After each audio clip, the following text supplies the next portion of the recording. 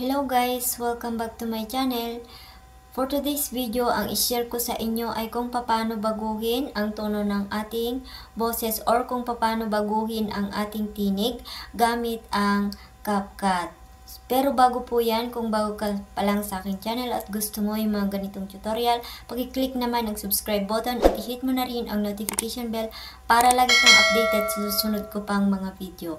So hindi na tayo magpapaligoy-ligoy pa at hindi na natin patatagalin. Kung gusto mo mong malaman kung paano baguhin ang tinig ng iyong video, just keep on watching.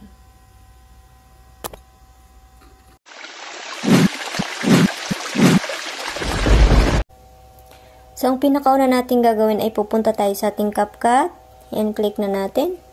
And then, click natin tong new project. And then, dito, mamimili kayo ng video na gusto ninyong baguhin ang kanyang boses. So, for example, ito. And then, click lang natin tong add. And then, ayan. So, andito na siya. Click lang natin yung video para i-edit na natin para magpakita po itong nandito dito sa baba.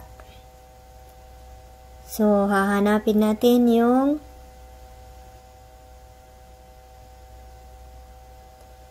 voice effects.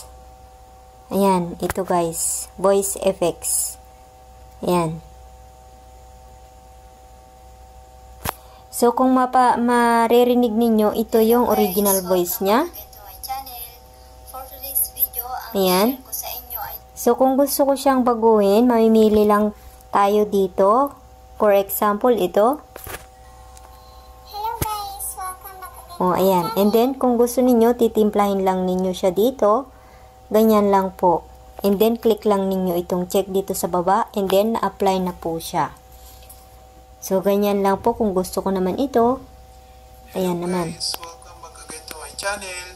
For today's video, ang i-share ko sa inyo ganyan ay naman po. sa And then dito, nasa sa inyo po kung anong gusto nyong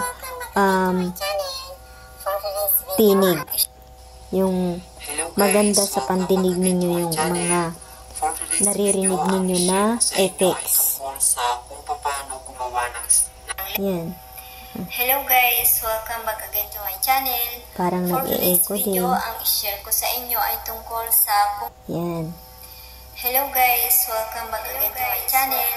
For today's video, ang i-share ko sa inyo ay tungkol sa... So, ganyan lang siya kadali guys. ...ng layout. Hello guys! Welcome back again to my channel. And then, after nyo na makapili ng gusto ninyo at natimpla na ninyo, i-click lang ninyo itong check and then, itong parang arrow dito sa taas para ma-download na po siya or ma-save na po siya. So, ganyan lang po siya kadali. Maraming salamat. Hanggang sa muli. Bye-bye!